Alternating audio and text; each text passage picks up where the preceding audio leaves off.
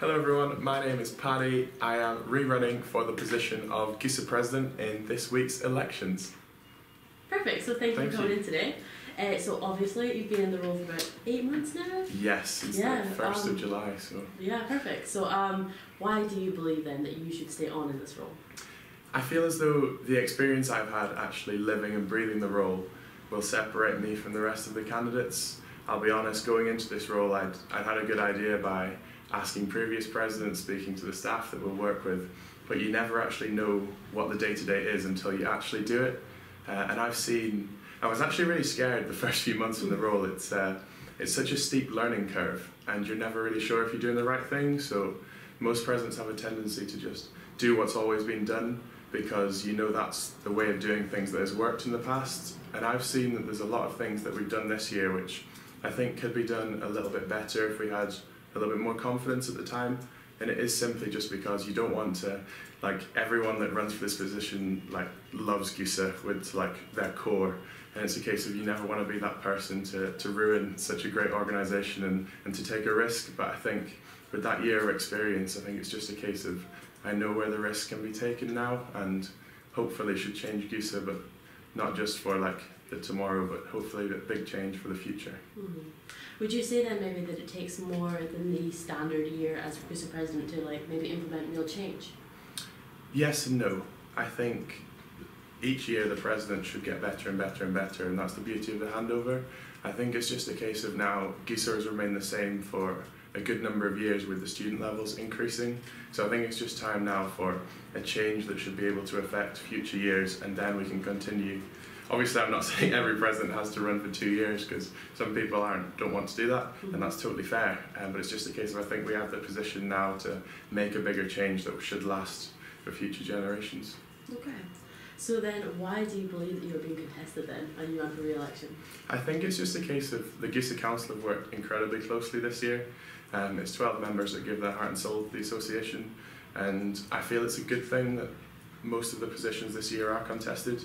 I think it just shows that the power of the council and how much you're so on the ground in this position. It's a job, but it's your dream job, because you're in the office behind the screen for some of it, but you're also out there in the fireworks, and you can really get involved, and on an individual basis you can interact with everything that you're doing. So I think that's why it's the best job in the world. That's why people want it.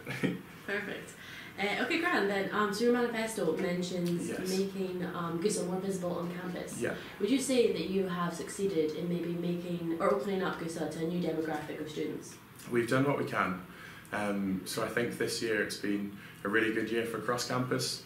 All 4 of the student bodies have worked really well together, and I think we all understand that the students on campus, some people will be sporty, some people won't. Some people will enjoy going to the union, some people won't. Some people will be involved in societies and extracurricular activities, and some people won't. And if all of us combine our resources to push out, we can provide a better student experience. And it's a case of our channels will only really go out to the people that actively want to be involved in GUSA, and the same with the other bodies. So if we all work together, we can push out the message of sport and being physically active to a greater population on campus. So I think we've done a good job, but there's always room for improvement. Yeah, of course. What would you say then maybe are the main obstacles stopping students from maybe getting involved with GUSA? I think part of it is the tradition that people think that you have to have played sport all your life to be involved in it. GUSA obviously represents all our members, whether involved in club sport or not. So we have just under 5,000 members in the club sport network and around 6,000 that aren't involved in club sport. So altogether you have 11,000 students that we represent, and that's fantastic that so many people have that sport membership, but so many people don't as well. And I feel as though a big barrier to that is they feel as though GUSA are just there to the sporty people that go around in black and gold kit all the time, but we're so much more than that, and we really hope that it's almost, what is it called, that consistency bias. The more you see something, the more you're exposed to it, the more you realise that it's people behind the organisation. And I think if we can just push our message out a little bit further and show that we're all, well, I was a student, had a great year as a sabbatical officer this year, but everyone else is a student. We've done this alongside our degrees, and we've seen how much sport and being physically active can change your university career. Mm-hmm. So do you maybe have any plans that you would put in place over this next year to make it more accessible then to those people you talked about? Yes. So in my manifesto, I think the biggest changes I'd like to make is the additional staffing support. GUSA has stayed the same for a number of years now, and that's fantastic. But with that comes the limitation that there are more and more students on campus, and there is more and more support that we need to offer. And when the central budget always remains the same for all of the student bodies, we tend to do the same things as we've always done because we know that's what works. I think that if we bring in additional staff members, particularly around the welfare and particularly around digital media, so those two staff members should hopefully allow us to professionalise our services, so it's not just at the whim of the GUSA Council, who they would put in everything they possibly can, but they're students at the end of the day. Like, uni gets in the way, life gets in the way, and sometimes you do have to look out for yourself and your own well-being and your own grades at the end of the day.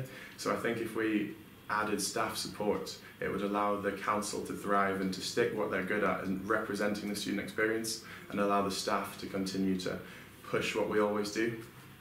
Okay, yeah. So this welfare staff member you mentioned, yes. Would they be accessible to potential members who maybe have this anxiety about joining initially? Yes. So it's been a big discussion over this year between us, the SRC, and our sports staff members, and it's just a case of, we understand that student welfare is such a massive thing on campus, and it's the main reason that we all love Glasgow Uni. But what we need to do is we need to push those resources out a little bit wider, exactly like you say, that visibility. And I was watching Tom's interview last night, and the interview is great, and he talks about the limitations of CAPS and how it's a fantastic service, but yet the waiting list is just incredibly long, and so it's a massively stressful time if you're waiting on that waiting list and you can't be seen. And I think sport could drive our image higher up the university if we are leading on that welfare front. So the aim of this staff member would be to represent not just sport, but the whole university's welfare.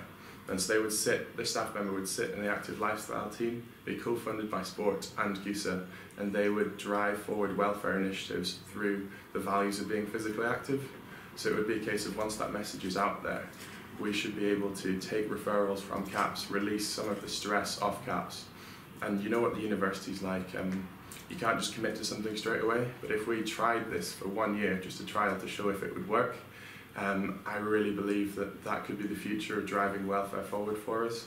Mm-hmm. So you would be keen to collaborate with the other student bodies then to increase, or to improve the general student experience? Absolutely, I think that's key. Mm-hmm. We've all worked really closely together this year, and then the university present that central budget to say that you almost have to make your case, and if you get more, then the other student bodies get less.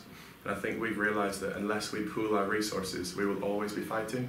And it's just a case of, if we propose this and bring this forward and allow it to work, it will show the wider university that we're all on the same side. We all want the best for student experience, and we will all do everything we can from our own corners to bring that together.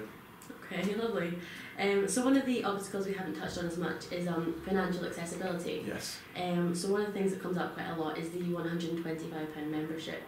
Are there plans, or would you be interested in looking into the potential of a monthly payment scheme rather than just this lump sum, which maybe prevents some people from engaging? It absolutely does. It's a case of, we've worked with sport for this for a number of years, and previous presidents have driven this point home.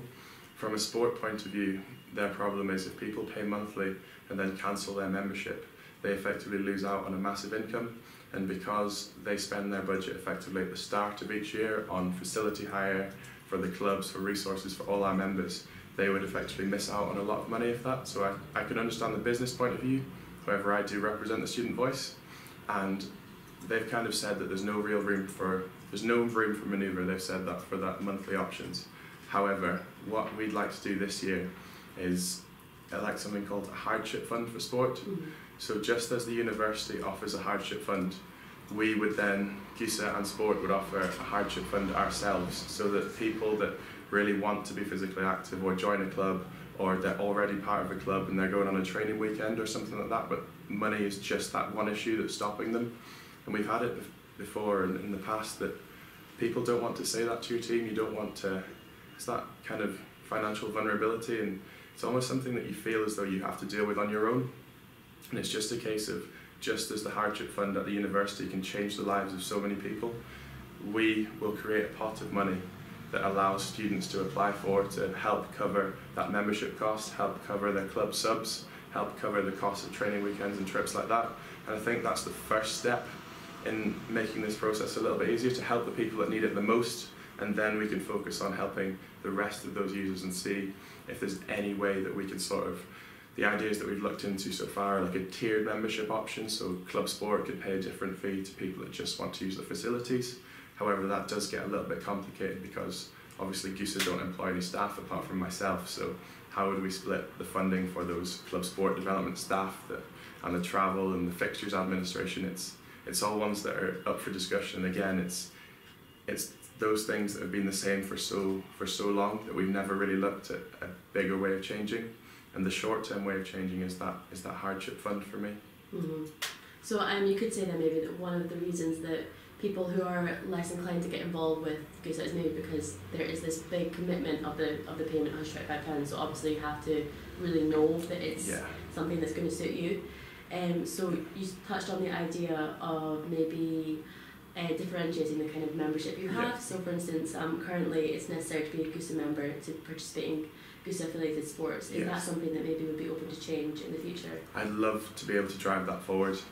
However, I understand the strength of our partnership. So at the moment, for anyone that doesn't understand, GUSA and university sport work in partnership to co-deliver on things so we can provide a better student experience. But that does rely on every one of our members having a sport membership. And the idea of separating that would mean more accessibility for the members that aren't interested in club sport. However, it could be at the detriment of other members. So when we are bringing all these ideas to the table, we have to think about, yes, we want to make that membership as cheap and accessible as possible for everyone on campus, but we can't do that at the detriment to our already club sport members. So it's just that case of, there's been a lot of discussions this year and it's been fantastic, and it's just a case of driving the best argument forwards, and then also just taking a leap and having the courage to try something new. And that's where I think that my year in office already and understanding the pros and cons of each action would put me in good stead for the role again.